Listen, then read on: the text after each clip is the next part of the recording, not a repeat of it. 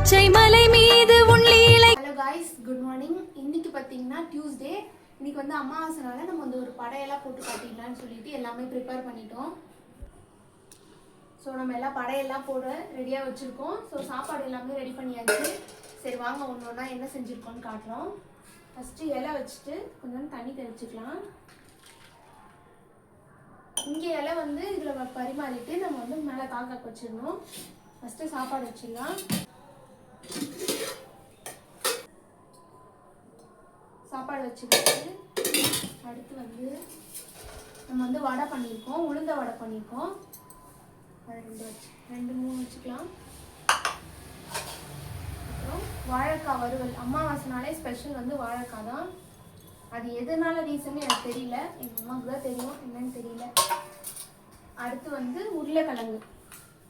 உருளைக்கிழங்கு வறுவல், நல்லா மசாலா உருளைக்கிழங்கு மாதிரி பண்ணியிருக்கோம். அது இதில் வச்சிடலாம்.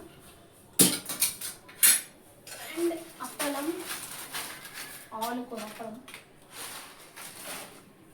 சாம்பார் ஊற்றிக்கலாம். சாம்பார் வந்து கேரட்டு, கத்திரிக்காய்.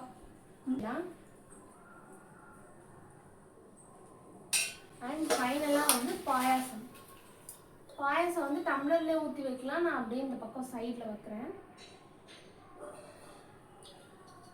நல்லா திக்கான பாயாசம் வச்சுருக்காங்க. ஸோ இதுதாங்க எங்கள் வீட்டில் இன்றைக்கி வந்து அமாவாசை ஸ்பெஷல் படையல்.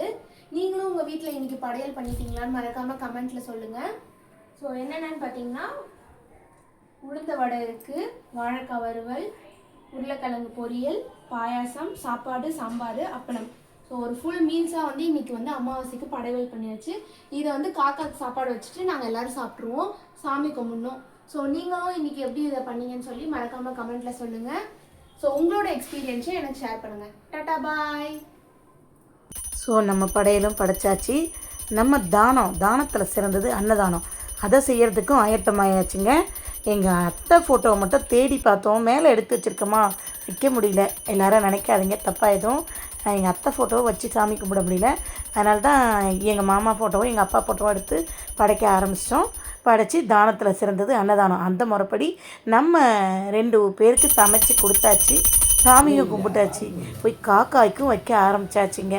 இதோட இன்னையோட விலாகை முடிச்சுக்கலாமா? ஏன்னா இன்றைக்கி அமாவாசை சாமி கும்பிடணுன்னு ஒரு சம்பவமும் பண்ணோம். நீங்கள் வந்து லைவில் போய் பார்த்தீங்கன்னா உங்களுக்கே தெரியுங்க. ஓகே, கண்டிப்பாக சேனலை சப்ஸ்கிரைப் பண்ணிட்டு பாருங்கள்.